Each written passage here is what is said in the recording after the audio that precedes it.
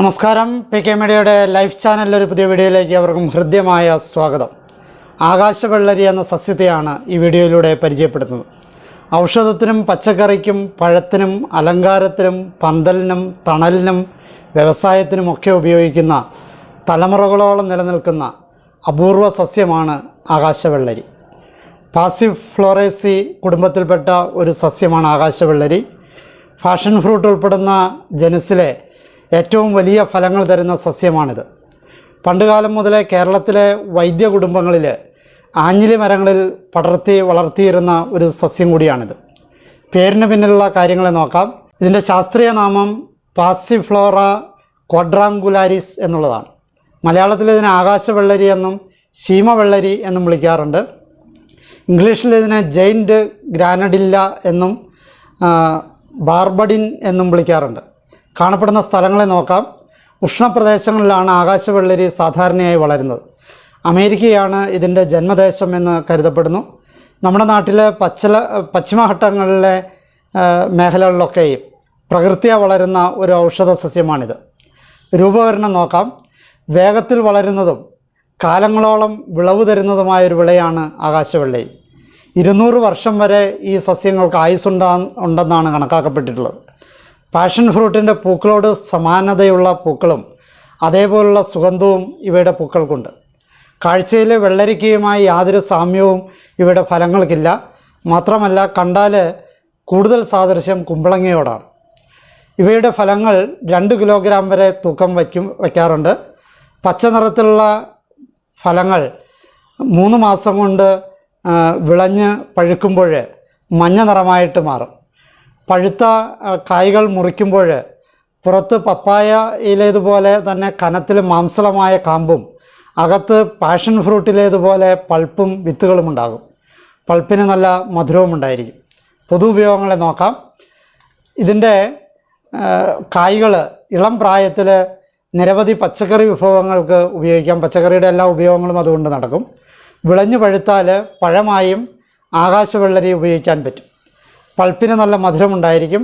Fashion ഫ്രൂട്ടിൻ്റെ രുചിയുള്ള പഴങ്ങൾ ജ്യൂസായിട്ടാണ് സാധാരണ ഉപയോഗിക്കാറുള്ളത്. Jelly, jam, fruit salad, ice cream എന്നിവ ഉണ്ടാക്കാനൊക്കെ ഇത് ഉപയോഗിക്കാറുണ്ട്. രാസഘടകങ്ങളെ നോക്കാം. 100 ഗ്രാം ആകാശവെള്ളരിയുടെ ഫലത്തിൽ vitamin C 78.67%, iron 10%, phosphorus 2.44%, vitamin B 2.36%, calcium 13.8% എന്നിവ അടങ്ങിയിട്ടുണ്ട്. കൂടാതെ മറ്റു പ്രോട്ടീനുകളും നാരുകളും ഒക്കെ ഇതിന് അടങ്ങിയിട്ടുണ്ട്. ഔഷധ മൂല്യത്തെ നോക്കാം. പ്രമേഹം, രക്തസമ്മർദ്ദം, ആസ്മ, ഉദരരോഗങ്ങൾ എന്നിവയ്ക്കൊക്കെ ഉപയോഗിക്കാവുന്ന ഉത്തമ ഔഷധമാണിത്. ആകാശവെള്ളരിയുടെ ഫലത്തിൽ അടങ്ങിയിട്ടുള്ള പാസിഫ്ലോറിൻ എന്ന ഘടകമാണ് രക്തസമ്മർദ്ദത്തെയും പ്രമേഹത്തെയും കൊളസ്ട്രോൾ തുടങ്ങിയ ജീവിതശൈലി രോഗങ്ങൾക്കൊക്കെ എതിരെ പോരാടുന്നത്. ആൻറ്റി ഓക്സിഡൻറ്റുകളുടെ കലവറയായ ആകാശവെള്ളരി ക്യാൻസറിനെ വരെ പ്രതിരോധിക്കും എന്നാണ് പഠനങ്ങളിലൂടെ തെളിഞ്ഞിട്ടുള്ളത്. ത്വക്ക് രോഗങ്ങൾ, നാഡീസംബന്ധ രോഗങ്ങൾ തുടങ്ങി നിരവധി രോഗങ്ങൾക്ക് ഔഷധം കൂടിയാണ് ആകാശവെള്ളരി. ഔഷധ പ്രയോഗത്തെ നോക്കാം. ഔഷധ ഗുണമുള്ള ആകാശവെള്ളരിയുടെ ഫലം മാത്രമല്ല, ഇലയും കൂടിയാണ്. ഇലകൾ കൊണ്ടുണ്ടാക്കുന്ന ഔഷധ ചായ ദിവസവും കുടിക്കുന്ന രോഗപ്രതിരോധ ശേഷി വർദ്ധിപ്പിക്കാൻ നല്ലതാണ്. പ്രമേഹം, രക്തസമ്മർദ്ദം, കൊളസ്ട്രോൾ എന്നിവ നിയന്ത്രിച്ച് നിർത്താൻ ഇത് സഹായിക്കുന്നു. പച്ച ഇലയോ അല്ലെങ്കിൽ ഉണങ്ങിയെടുത്ത ഇലയോ 2 എടുത്ത് 1 ഗ്ലാസ് വെള്ളത്തിലിട്ട് തിളപ്പിച്ചെടുത്താൽ ഒരാൾക്ക് ഒരു നേരം കഴിക്കുവാനുള്ള ഔഷധ ചായയായി. കൃഷിയെ നോക്കാം. വിത്തുകൾ, തണ്ടുകൾ, ലെയർ ചെയ്ത തൈകൾ എന്നിവ കൊണ്ട് പുതിയ തൈകൾ മുളപ്പിക്കാം. വള്ളികൾ വേര് പിടിപ്പിച്ച് വയ്ക്കുന്നതാണ് ഉത്തമം. അങ്ങനെ ചെയ്താൽ 7 മാസം കൊണ്ട് കായ് ഉണ്ടാകാൻ തുടങ്ങും. തണ്ടുകൾ നേരിട്ട് നടുകയാണെങ്കിൽ ഏതാണ്ട് 1 വർഷം കൊണ്ട് കായ്ക്കാൻ തുടങ്ങും. പഴയ വിത്തുകളാണെങ്കിൽ വിത്ത് മുളപ്പിച്ച് വരുമ്പോൾ ഏതാണ്ട് 2 വർഷം വേണ്ടി വരും. പഴയ വിത്തുകളാണെങ്കിൽ 24 മണിക്കൂർ വെള്ളത്തിലിട്ട് കുതിർത്ത ശേഷം പാകി മുളപ്പിക്കാം. ഇത് 2-3 ആഴ്ചകൾ കൊണ്ട് മുളയ്ക്കാൻ തുടങ്ങും. ഈ കായ്കൾ ഉണ്ടാകാൻ 2 വർഷമെടുക്കും.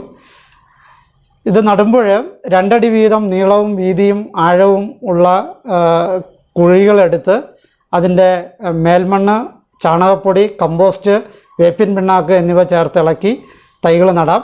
മഴയില്ലാത്തപ്പോൾ ദിവസവും നന്നായി നനച്ചു കൊടുക്കണം. ആകാശവെള്ളരി തൈകൾ വള്ളി വീശാൻ തുടങ്ങുമ്പോൾ തന്നെ പടർന്നു കയറാനുള്ള സൗകര്യം ചെയ്തു കൊടുക്കണം. മരങ്ങളിലും പടർത്താൻ പറ്റുമെങ്കിലും കായ്കൾ പറിച്ചെടുക്കാനും ഭംഗിക്കും കൂടുതൽ കായ്ക്കുന്നതിനുമൊക്കെ നല്ലത് പന്തൽ ഇട്ട് കൊടുക്കുന്നതാണ്. ജൈവവളങ്ങളും വളർച്ചാ ത്വരകങ്ങളും മാറി മാറി നമുക്ക് ഉപയോഗിക്കാം. എല്ലാ കാലങ്ങളിലും പൂവിട്ട് കായ്കൾ പിടിക്കുമെങ്കിലും വേനൽക്കാലത്താണ് കൂടുതൽ കായ്കൾ ഉണ്ടാകാറുള്ളത്. പാർശ്വഫലങ്ങളെ നോക്കാം.